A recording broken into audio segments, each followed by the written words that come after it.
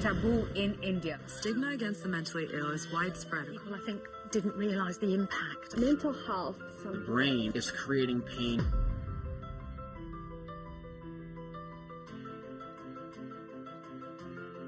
I think mental health is a really scary topic. 75% get no help at all. Some of the signs to look for include risky behavior,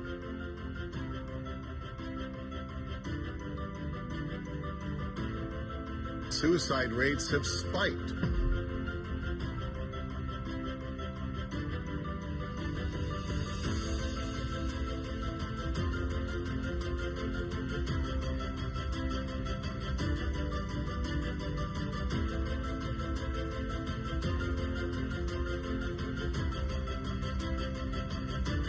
It's up to us to figure out which direction it is going.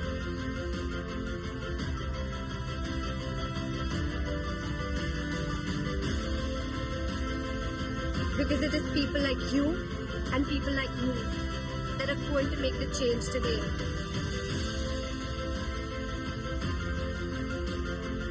I would like to see actually something happening in the political world, in the business world, and of course in the world of education.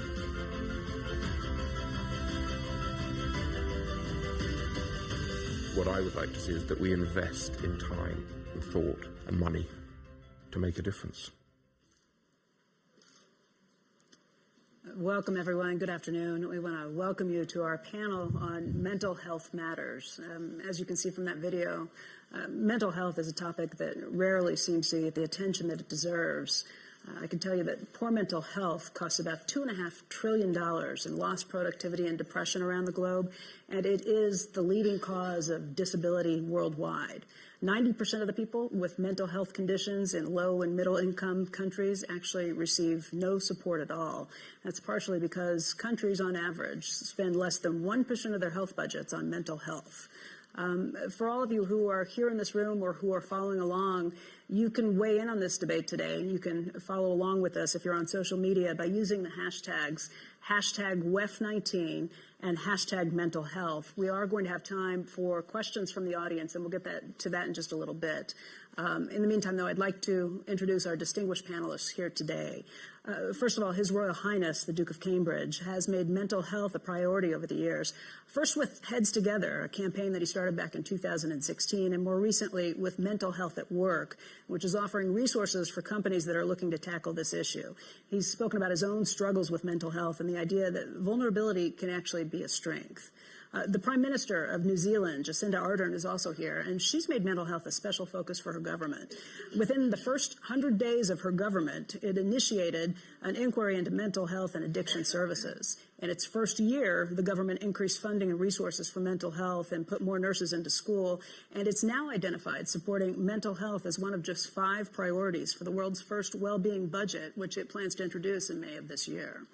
Also, Dr. Dixon Chibanda is a psychiatrist and a professor at the University of Zimbabwe. Believe it or not, he is one of just 12 psychiatrists in a country that has more than 16 million people. So he recognized very early on the need for solutions beyond what we consider to be traditional therapy. He actually created something that's called the Friendship Bench. They work with people in communities who are respected people, mostly grandmothers, to try and receive basic training so that they can deliver basic therapy to people in need. And in fact, that bench has led to successful outcomes not only in Zimbabwe, but all over the world, including New York City. If you haven't gotten a chance to see it yet, there is a Friendship Bench that is right here in the Congress Center. It's located in the main corridor, and if you haven't checked it out already, please do, after listening to him talk about this today. John Flint is also here. He's the CEO of HSBC Holdings, and he's committed to making HSBC the healthiest human system in the industry. And that is no small feat when you start thinking about balancing, fostering a culture of mentally healthy workplace with an industry that is a notoriously difficult place to work. It's highly competitive. It's a very bottom-line focused industry. So he's going to tell us how he plans to make that happen. And Bernard Tyson is the chairman and CEO of Kaiser Permanente, which is a $73 billion integrated health system with more than 12 million members that he's responsible for providing health care for. It began advocating back in 2016 to try and eliminate the stigma that's preventing people from accessing mental health services. That's a top priority for Kaiser Permanente, and he'll talk more about that as well. Your Royal Highness, why don't we start with you? What brought you to the issue of mental health? Why is this such an important priority for you? I think we have to go quite a long way back in time to answer that question. The work I've been doing with charities to do with addiction, homelessness, veterans welfare, young disadvantaged people, it all started to merge that there was one topic at the heart of everything that was being discussed. And the work my brother and my wife was doing as well, we all sat down after quite a few years of doing this and things, and we started realizing that there was this sort of elephant in the room, if you like, that was never being grappled, and it crossed between all the different sectors and all the different organizations that we were working with. And mental health was the thing. And we realized no one was talking about it. No one wanted to talk about it. And we thought, this is something that we can actually take on. It needs verbalization. It needs somebody to lead on this. It needs somebody to speak out about what was going on and warn everybody and show everyone that this really matters and how it's linked. And so we kind of built on that momentum, sat down, and we started looking around the sector. And there had been a lot of fantastic work done in the mental health sector, particularly in the UK, on this issue, but they'd never managed to punch through a glass ceiling. The stigma and I think fear and embarrassment from a lot of the people sort of suppressed any kind of advancement they could make. So we set up Heads Together, which was a campaign to try and tackle the stigma around mental health, because we felt if we could tackle the stigma, that was one thing that would allow these mental health charities to do more of their work and be able to reach more people and allow people to come forwards, because we knew there was an underlying massive problem that hadn't been, opened up yet. So by doing the campaign, we were conscious that we were probably going to unleash quite a big beast, if you like. And obviously it was like a sort of boil almost. It's a horrible analogy, but it's a good one. It's like a boil bubbling away. You need to lance it, as medical people tell me the whole time, and let the stuff out and let people express what they need to express. And what was very interesting from when we set up the campaign was that not one celebrity wanted to join us.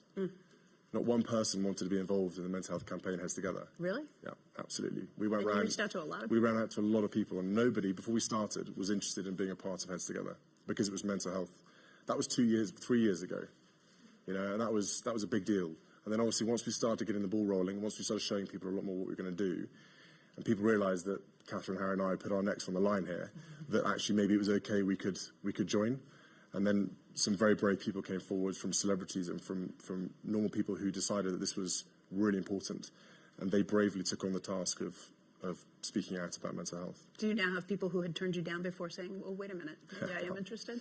It's now become a lot easier to talk about, which is fantastic news. And that was the whole point of the campaign, was to allow people to feel the freedom and the space to talk about it and not feel there was a stigma. Prime Minister, you made this a big issue from the get-go in your government. Why is that? I think, unfortunately, one of the sad facts for New Zealand is that everyone knows someone who has taken their own life. Now, we're a small country, less than 5 million people, but last year over 600 people committed suicide.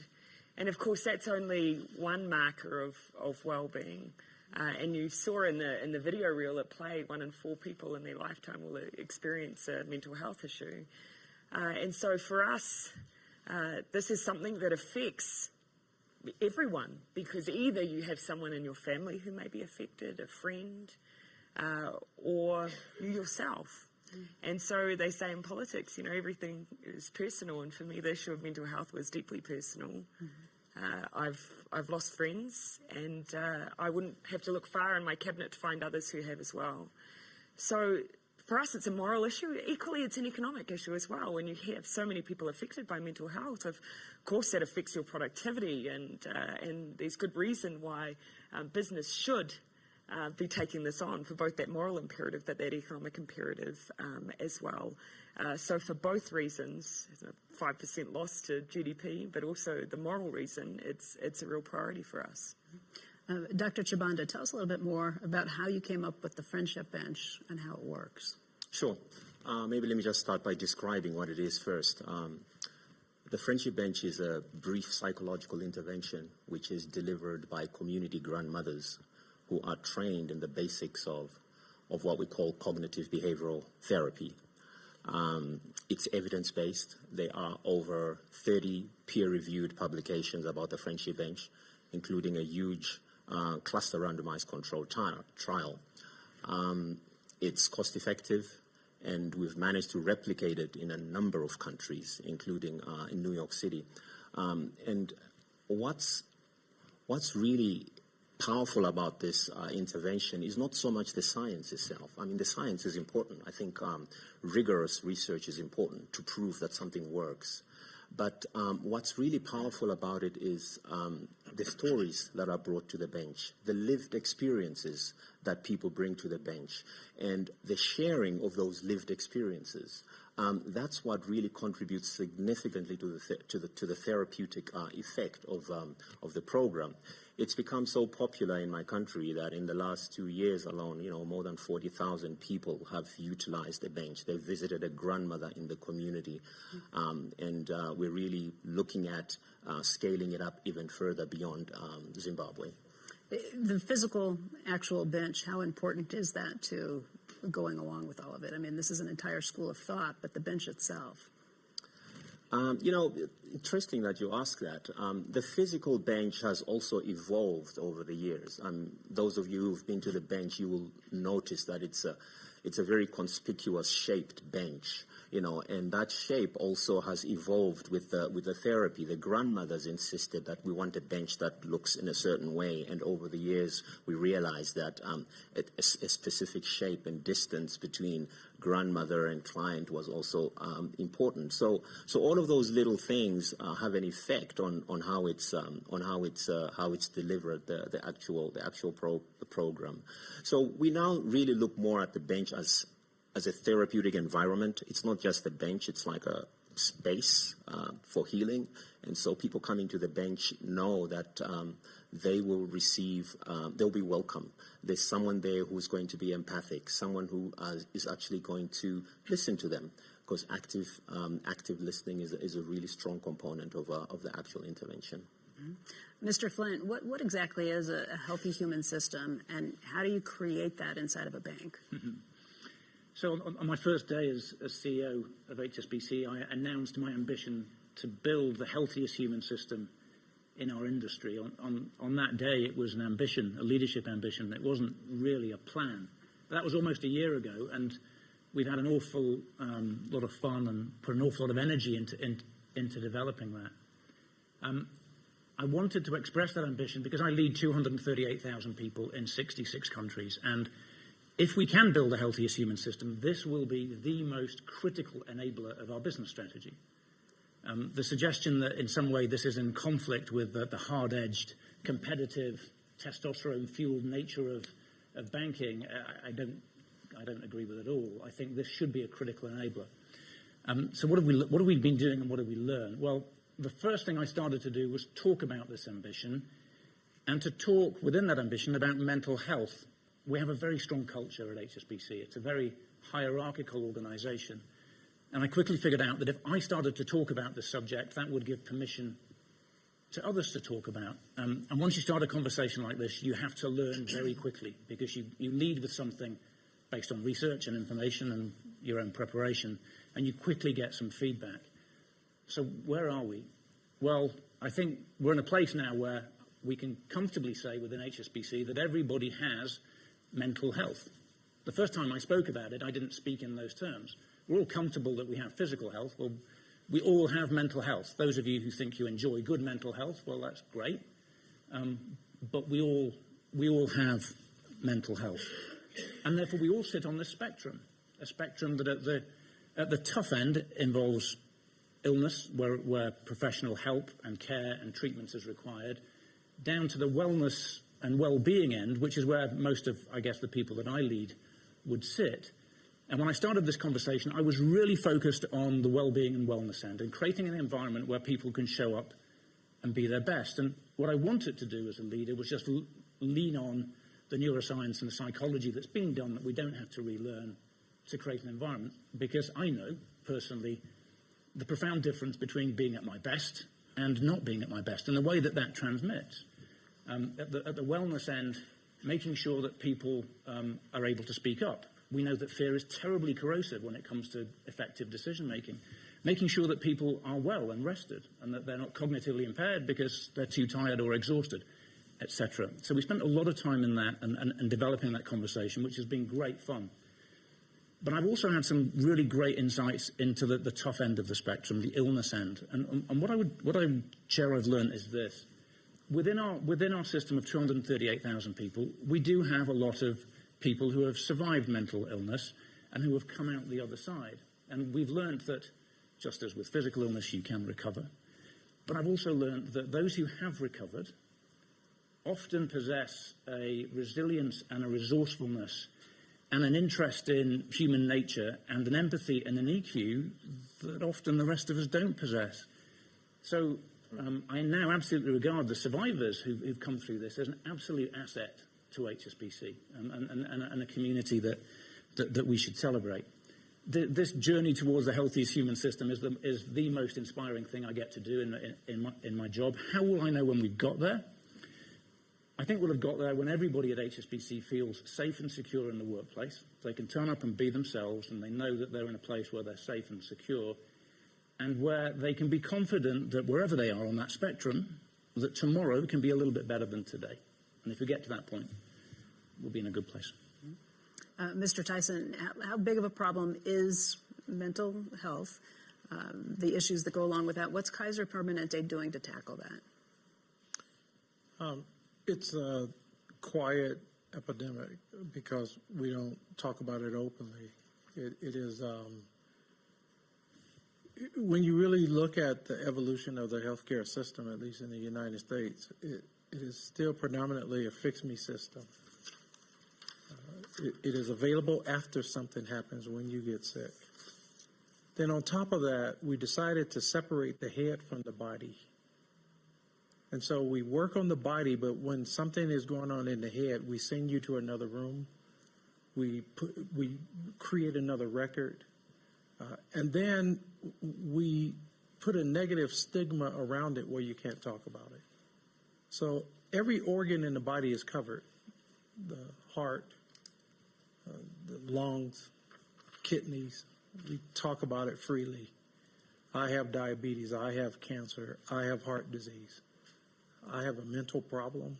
It's one of those, I don't think I can talk about that. Secondly, we design a health system, and this is what I bring here to the World Economic Forum, that in the World Economic Forum narrative, in which at least the first and the second industrial revolution was really about you created something through the physical body. So you had a health system that helped people to return back to health from a physical standpoint. In the third revolution, and for sure what we're talking about now, is about the mind, the cognitive. You put that against a backdrop of where we are today, and you look at the statistics that we're talking about. Young girls between the ages of 15 and 19, the number one killer, suicide. Someone with severe depression and mental illnesses has a life expectancy that's up to 20 to 25 years shorter than the normal lifespan. You look at where they end up at in the severe end of homelessness and all the other things. And I would offer to you, we have to transform and reconstruct the system that now is engineered to take care of the real world problems of the 21st century, which is mental wellness and well-being. So inside of Kaiser Permanente, we have framed 3 building blocks of the future health system. Medical excellence, mental health and wellness, and social care. And that you cannot look at these in a vacuum, you have to look at it holistically. Because the centerpiece is how to help a person live as productive and as healthy of a life as possible. And the piecemeal approach is no longer, I think, the right way to address mental health and wellness to help individuals.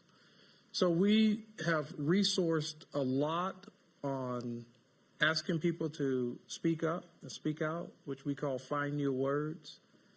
And we are redesigning a delivery system. So, for example, we have mental health specialists in our primary care units. We have new technology where you can reach us offline.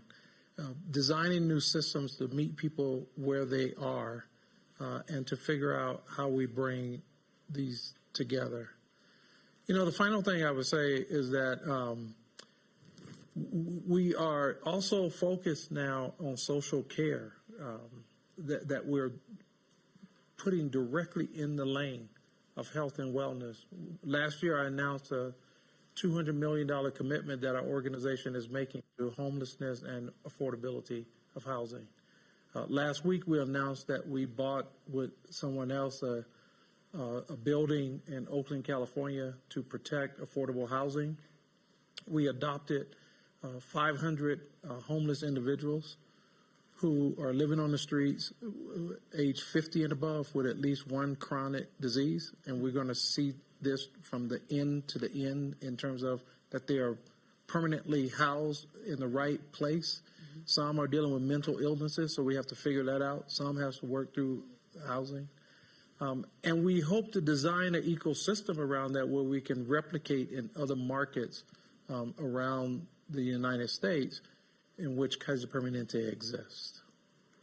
Your Royal Highness, I think everyone's touched on this issue of stigma and how that has to be knocked down first before you can make any progress in these areas. By you addressing this, but not only addressing it, also admitting that you've grappled with it yourself, I can only imagine that that made a lot of people feel more willing to come forward and talk about their own issues. Do you hear this from people? Have you been approached by a lot of people?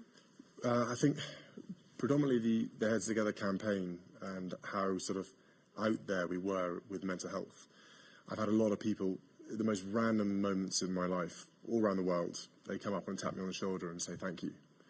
And you don't need to actually have any more conversation than that. You just know that that person has either had relatives, friends, or themselves have been through it, and they just know that they're grateful that somebody is saying that it's okay to talk about this. And I think what I've learned is that, 10 years ago, I didn't know anything about mental health. I really didn't. And I immersed myself in this topic because we realized and identified that this was a key social problem. Not just for the UK, this was global. But somebody somewhere had to burst the bubble, it had to come out. And it's been a real journey for me, and I've learned so much from it. And as all the other distinguished panelists have said, the scale, the spectrum is enormous.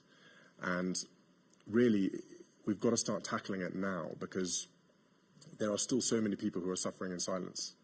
And there's still the stigma attached to mental health, which we've got to completely obliterate before we can progress to the next stage.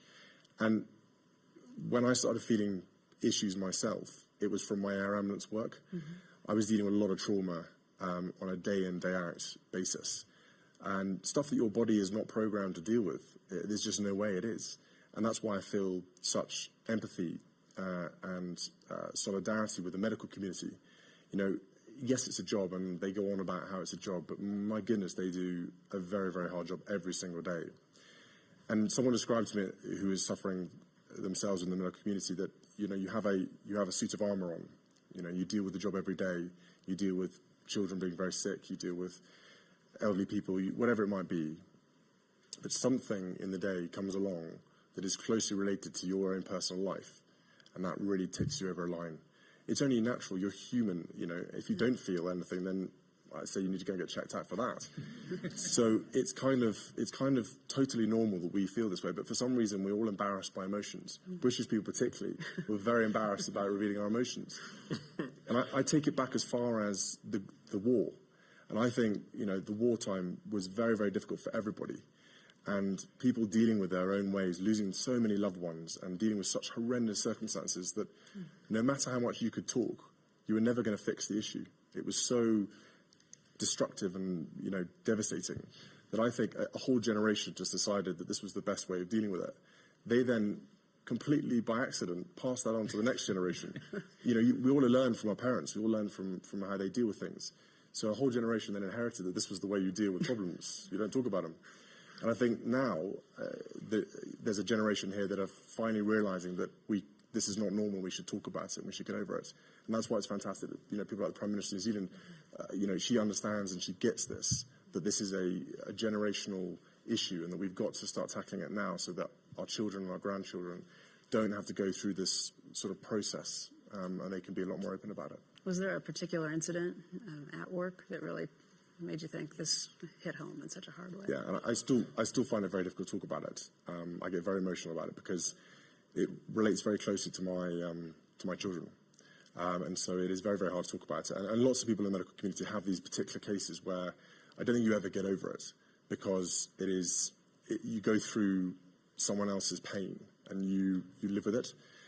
And I just felt that the most important was understanding and realizing that it was there. And I think if I hadn't been doing what I was doing, I might have gone into my shell a bit and gone, I can deal with this myself. And then potentially down the line, it manifests itself in a much worse situation. So I very much felt that this was an important thing. And we talk about it with my colleagues and other guys and girls there. And as a team, you draw it out and you debrief about it. And the whole team was very affected by this one particular job. And you manage it that way. And I know that if I hadn't taken the action that I did then, I would have definitely gone down a slippery slope and I would have been dealing with mental illness on a different level.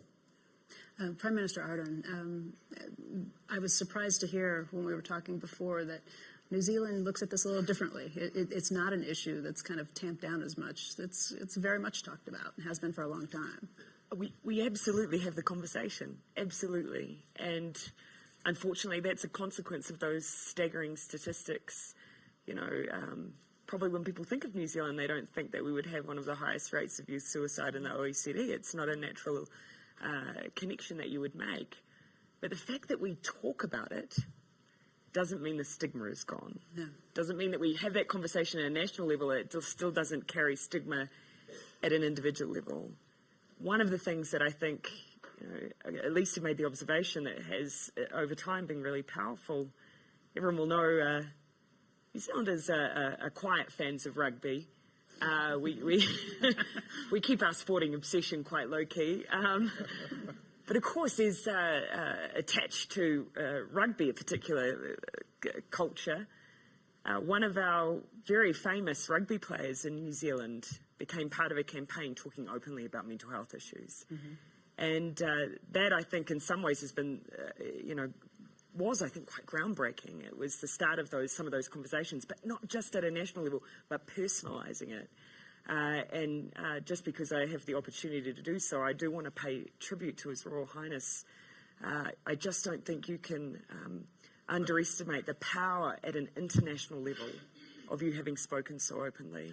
It's had the effect on the global stage of a rugby player on a domestic stage has had, and I think policies matter, programs matter, but actually conversations matter enormously.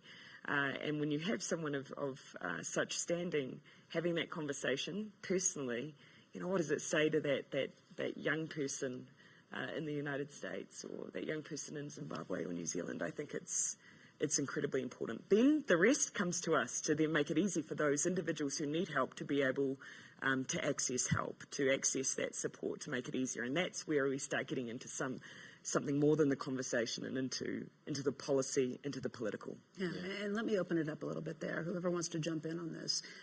Once you acknowledge there's a problem, once you have people maybe talking about it a little more openly, what happens next? What is the next step? Dr. Chibanda, Mr. Tyson, maybe one of you has an opinion on that. What do you do at that point?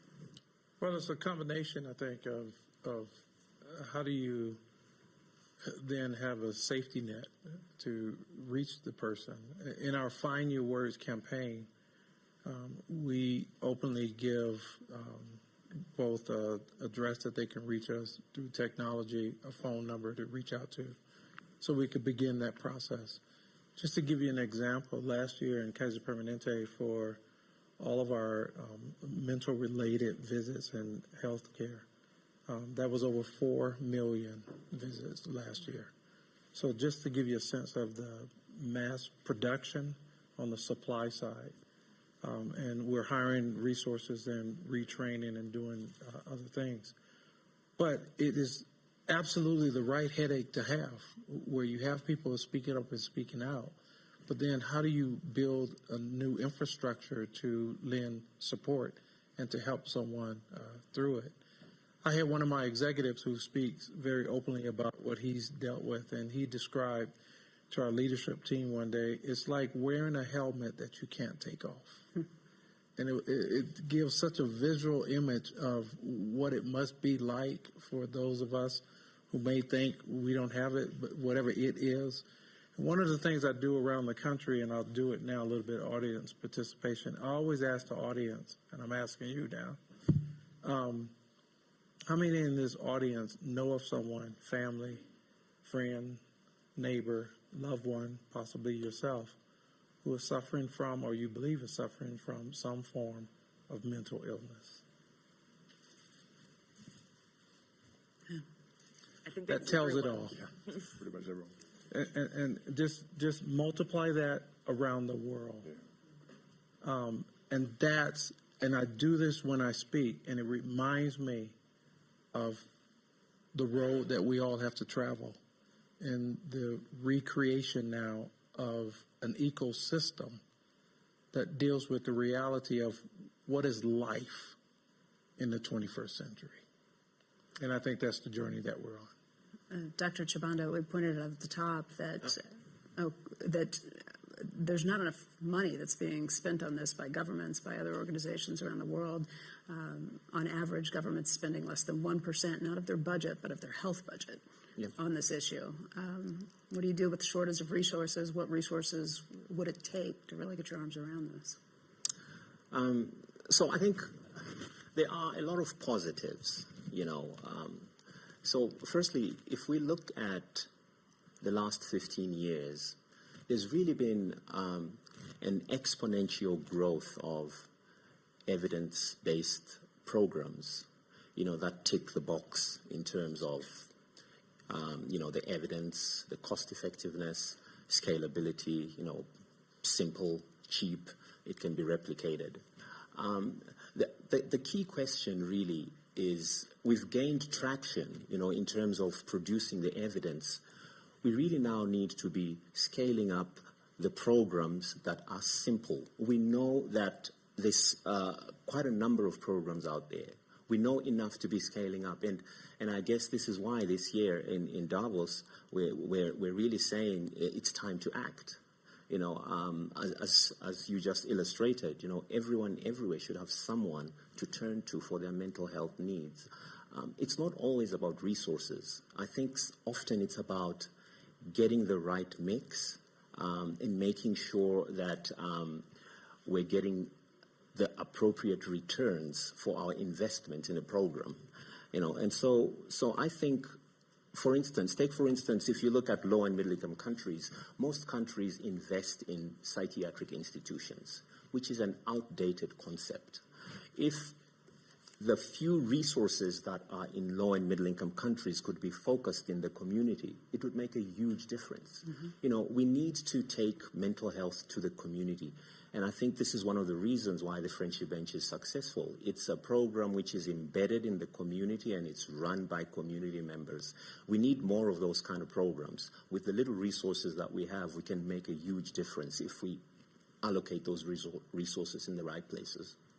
Prime Minister? I would absolutely agree with that, but if I were to make another plea as well, and perhaps this is just what I know at least we're finding is that focus on early intervention, also meaning early literally in terms of our life course. At least at home, we know that 3 out of 4 of people who will experience mental health issues will first experience them when they're under the age of 25. Oh yeah, that's true. So we know if we want to get in early, making sure those services are available for our young people. One thing that we've looked at some of the evidence base around has told us that when you provide service within schools, that is incredibly beneficial. So we made a decision, therefore, that we would roll out through every secondary school in New Zealand, state secondary school, nurses in our schools that work within health teams, knowing that a young person might not always go to their counsellor, but they will often perhaps seek support around sexual health or drug and alcohol issues or just everyday medical issues. And having those nurses available has proven through evidence to be a really successful way of also dealing with youth mental health issues. And we've particularly focused even on primary school age children in areas where we unfortunately have had the occurrence of severe earthquakes, because we know that's affected our children and young people's resilience. Yeah. But what I didn't anticipate was the connection with addiction. That was something I've learned since being in this job, that those who are showing up at our addiction services, 70% of them had a coexisting mental health issue as well. And so that's something we're now really having to try and deal with our addiction, our drug and alcohol issues as health issues rather than justice issues, to make sure that we're dealing with the mental health element of those things too. So those are at least just our learnings. Anyway. No, I think those are pretty much what the rest of the world is also thinking about. If you reflect on the Wellcome Trust today, launching the 200 million fund, one of the focuses is young people, because most mental health issues start during early adolescence, and so there are programs out there which are simple, which can be introduced. But another thing that's important is also prevention, something that we don't talk about much, resilience. What do we need to do to enhance resilience in our communities? What are the factors that determine resilience? Again, it's another area of work where we need to really be looking into and promoting resilience, instead of just focusing on the treatments. Sure. Folks, I'd like to open it up to questions from the audience as well. If you don't mind, if you have a question, raise your hand. We'll get a microphone to you. If you could introduce yourself, tell us who you are, go ahead and give your question, and then we'll kind of direct it around the panel. Go ahead, sir. Thank you very much. I'm Ed Whiting from the Wellcome Trust, so thank you very much, Dixon, for pre-announcing our mental health initiative. $260 million to radically reform mental health science, looking at early intervention for anxiety and depression in young people particularly. Thank you to the panel for your continued and new commitment. We've got to get our act together, and it's amazing to have this platform here. In Wellcome, we're also an employer of 700 people. We support 14,000 researchers. We care about their well-being. We're looking at mental health first aid. We're looking at well-being. We're looking at whether a 4-day week is right for us as an organisation. My question for the panel is, what can we do together to ensure that the action we take together on mental health is underpinned by the best scientific knowledge and insight available? Mr. Flint, maybe you could start with that, since you're focusing on 265,000 people in your workplace, too. Yeah, indeed. So big population across 66 countries. I think the first reflection is when we started this conversation, you get an echo back from the organisation, and it's been really fascinating to see where we've received an echo and where we haven't. So this conversation is developing really nicely in the UK, but in many parts of the world that we serve, we're getting silence. So we have big populations in parts of Asia, and when the sense to date is that they're not really yet ready for that conversation. But the neuroscience and psychology of human beings is pretty consistent, irrespective of where in the world we live. So I think we must rely on that. We need to develop a better understanding of the cultural differences that either allow this conversation to flourish or prevent the conversation from taking root. As I've begun to learn about this, it's been really reassuring actually to find that there are well-established disciplines and sciences that tell us more than enough at this stage. We don't need to, the body of research in this, I think, gives us more than enough of a foundation. So every reason for optimism, but the conversation is not a uniform conversation across the world. Other questions from the audience? Hi. Oh, sorry, where are we? I have a mic. Okay, here and then back here. Hi, I'm Julia Luscombe. I'm a global shaper from Chicago. A majority of individuals in the prison system have mental health issues. So could any of you speak to actions you're taking or innovative approaches you've seen to address mental health in the prison system? You know, I'm really glad you raised that particular question. It's a high interest area for me and for Kaiser Permanente. And part of it is starting to engage in those conversations. I talk a lot about, for example, that the reality is that the jail system has served as the default mental health hospitals for many of our states in the United States. And the prison system is ill-informed and ill-equipped to handle those situations. The other thing that we are starting to spend more time is how do you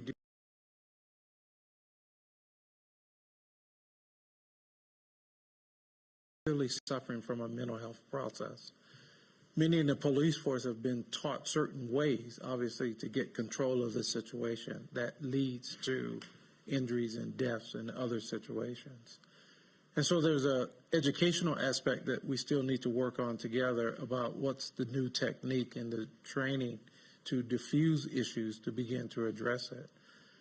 And I think that the third issue is around the lack of the infrastructure in our country and the totality of it. And so there are a lot of hospital beds being used as a mental hospital setting.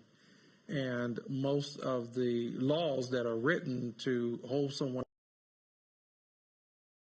their safety is very limited in scope.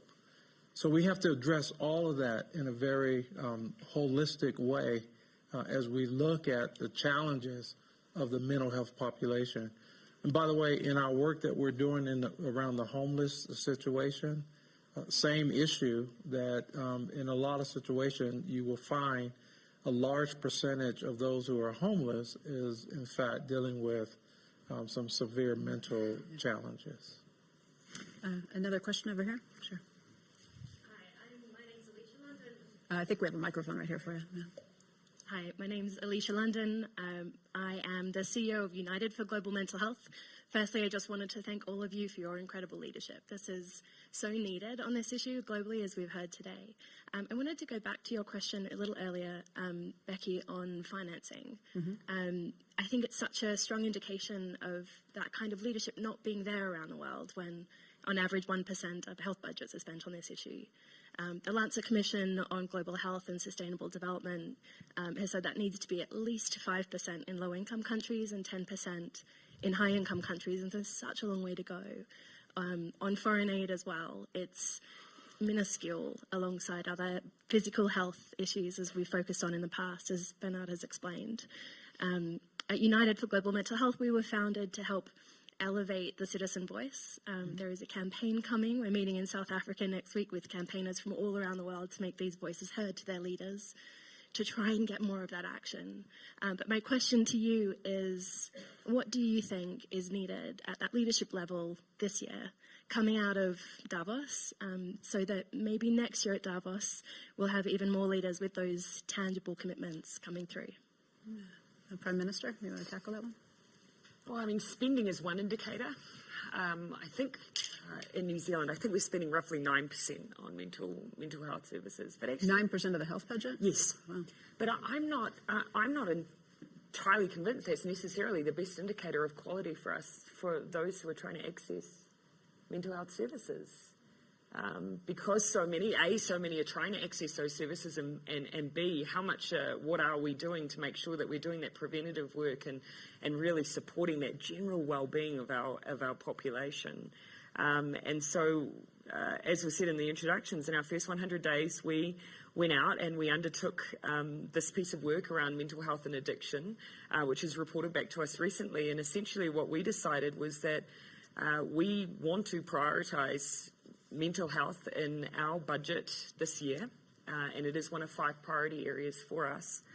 But more than that, we need to, on an ongoing basis, measure our success, and I've talked quite a bit about this here at Davos, measure our success as a nation beyond just economic measures to measures of well-being, because, when you look at the connection between mental health and so many other issues, addiction, our criminal justice system, and I've visited a lot of prisons in New Zealand, and I've seen a lot of people who who have mental health issues, and you cannot determine the chicken and egg between addiction and mental health and criminality in some cases.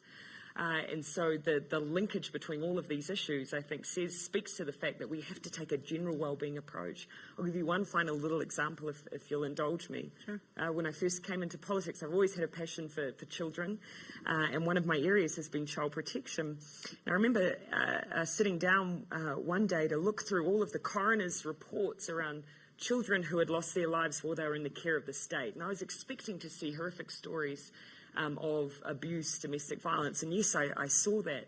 What I did not expect was the number of young people who took their own lives, and subsequently learn about the connection between domestic violence or even witnessing domestic violence and mental health issues. All of the issues around well-being are so deeply connected. We can call them, as our Children's Commissioner has, wicked problems. And so, yes, mental health must be a focus for us as general health and well-being should be. But actually, if we start taking a well-being approach, then we start dealing with the difficult connection between all of these issues, be it addiction, be it our criminal justice system, be it violence.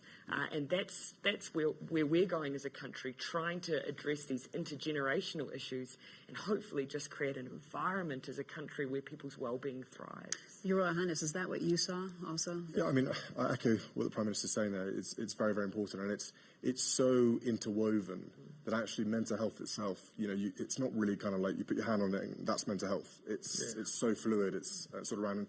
The Prime Minister's right, and the panel all by saying, it starts younger people. The early intervention is so important. That is crucial to get in there nice and early and prevent it from getting the problem is really what it's all about. But in answer, and Alicia, I must say hello to you because Alicia helped run our mental health campaign together, so it's good to see Alicia here. On your sort of question, I think more leaders need to talk about it. I think big CEOs coming out and talking about what they're doing, prioritising mental health within the workplace. From our Heads Together research that we did, only 2% of people felt confident to talk to their HR department. And that's a staggering number if you think about it, because there's a lot of HR people in here, I'm sure, so I better be careful what I say. But it should be a lot easier to go to your HR department and speak about issues at work. Bear in mind, we spend so much of our lives at work. It would seem sensible that would be a good place to start. But again, the culture within the business, within the company, whatever it might be, has to come from the top. There has to be a feeling that it's okay to talk about it. It's okay to be mentally ill and have that support around the business. So I think I'd love to see more CEOs and those of people in positions of leadership come out and talk about their own mental health or the fact that they prioritise mental health within the workplace. And I think I've met a number of CEOs who have been through a mental health battle, have had very severe mental health issues, yet they're still CEO of a major company. That should be the positive story that comes out of it, is that despite your mental health, look what you can achieve. And that's the normalising of mental health that needs to take place. And also on that, sorry to go on, but I think having a conversation with somebody you've never had a conversation with before at work, ask them a question you might not have asked them before, and you'll be surprised by the answer you get. That one conversation, that one small intervention, that one bit of time you take out that you might not have thought about before could open up a whole new world for that person you've spoken to. And it's okay to do that. And I think those are the sorts of actions we need to see coming out of this year. I think you should start your own personal friendship bench. Sure. It'll be very popular. John, you want to follow up on that? Actually, and just picking up from the point that His Royal Highness just made, we shouldn't be afraid that this is going to require, certainly in the private sector, this is going to require massive amounts of budgets that we can't afford. If you look at the costs that are attributed to mental ill health, and then you extrapolate that through to the full spectrum and then begin to imagine what the productivity benefits are of improving well-being, intuitively the business case is completely compelling. Now, my finance director would be shaking in his boots at this point, but it should be very compelling. Frankly, our industry has nowhere to hide on this. We have no excuses. My organisation, it costs $34 billion a year to run, and more than half of that money is spent on our people. So budgets are not an issue. Prioritisation is an issue, but I think we can take comfort from the fact that some of these simple interventions, the conversation with someone that might be looking a bit down, the friendship bench that Dr. Chibanda has developed, they're fantastic. They don't cost the world, and they make an enormous difference. So I would like to see in my industry us compete with each other on this basis. It's the best front on which to compete. Dr. Chibanda, in terms of your industry, we talked a little bit about this before we came out here. You've had to take all the medical terminology and skills and everything that you've learned and try and find a way to kind of translate that into English when you're trying to use this and help other people learn the same techniques. Yeah, I think language is very important in mental health, you know, and not only in Africa. We found this out in New York City as well. The words that you use to describe the symptoms, the lived experiences, makes such a huge difference on how you connect with a person who's sitting on the bench. You know, how you manage to convey empathy. You know, it's all in the language, the body language, the non-verbal communication, all those little things that we often don't take seriously. You know, I know the friendship bench is very much rooted in science, but there's that very important component, which is the human contact, which makes it successful, as I said earlier on. And so using these indigenous concepts of distress is very important.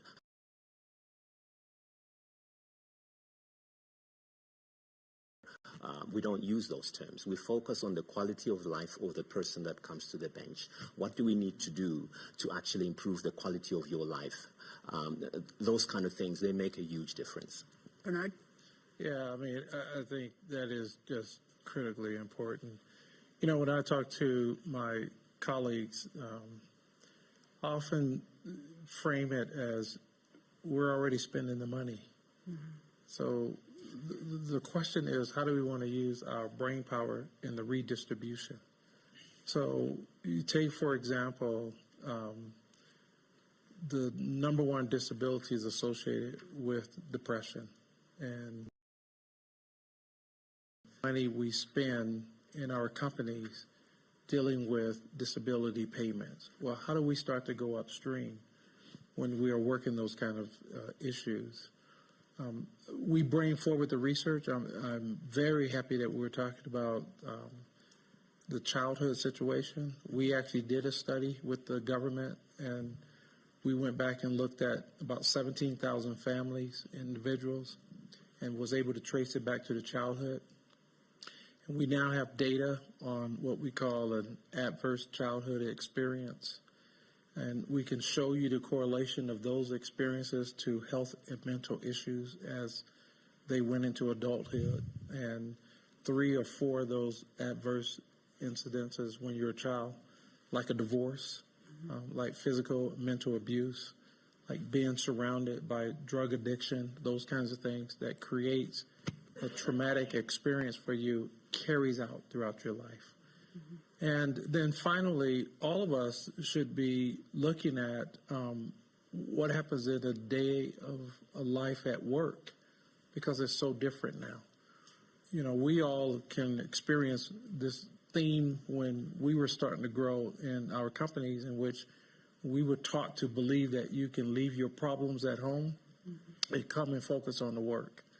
Well, now your problems walk with you every day, every minute, every hour. And it's because, in large part, the technology and the connections. So how do we rethink people policies in our companies that allows individuals to really breathe and have a sense of wholeness and being in charge of their lives? And right now, there are a lot of people, as I said this morning, you know, at the 4th Industrial Revolution, we feel great because we feel empowered that we're changing the world.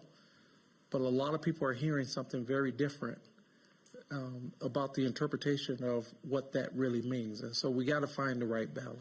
I will say I've heard us break down some pretty important ideas that have withstood decades and decades, everything from you leave your problems at home when you're at work and don't focus on it, to keep calm and carry on, all of that kind of getting knocked down.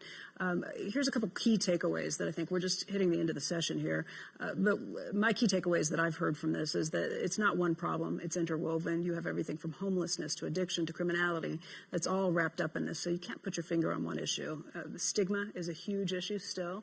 And finding leaders who can kind of speak out on this is the first step in trying to get more openness on this. Resources is a big issue, not just about more, but also about using them more wisely, and prioritization is a key. Workplaces can and should be leading the way, but of course early intervention is key too. If I can just go down the line, I'd like to ask each of you just a final question on this. WEF really wants to put a focus on this and make sure that we are looking for solutions. And the question I'll ask is, what commitment can you make, either as an individual or on behalf of your organization, to promote mental health in 2019? If we came back here a year from now, here's what you said you could do. Bernard, I'll start with you. I'll keep on speaking up and speaking out and putting my money where my mouth is. John? Yeah, so we're going to keep the conversation alive as well, certainly at my level, but we're also going to be equipping our managers with mental health first aid skills so that they can spot the warning signs and direct people to the resources and the care that's needed, if it's needed. Mm-hmm. Dr. Chibanda. We'll continue to scale up the friendship bench because it's evidence-based until really it becomes a low-hanging fruit in the community. Mm-hmm. Prime Minister Ardern? I've probably already spoken a little bit about it, but do you know, I think there's probably something about in politics trying to model the kind of behaviour that we want to see in the rest of civil society. So I'm going to keep trying to model kindness. Mm-hmm. That's a lesson we can all take home with us. Your Hannes? I think I'm going to definitely going to have that conversation with somebody that needs to happen, as in, looking for those moments when somebody is maybe reaching out. I think also I'm going to work with a lot with sport. I'm going to try and use sport as a vehicle to smash more stigma around mental health. I think there's a lot of ingrained issues there that can come out. I also think that I'm going to work with suicide quite a bit this year as well, particularly with male suicide, because I think that's one of the biggest killers in the UK of young men. Mm-hmm. And I think just keep momentum going. I think it's really important. We've reached the point now where we're having a panel at Davos with all of you here on mental health, which maybe 10 years ago this wasn't even feasible. So I think real progress is being made, and I just think we all need to keep the momentum going. One final note that I will again emphasize to everyone is the friendship bench is here. It's downstairs in the main corridor. Bernard said that he sat on it today and felt like he opened up and had his own session on it. So stop by. Check it out. I would like to again thank all of our distinguished panelists here today, and thank you all for being here today.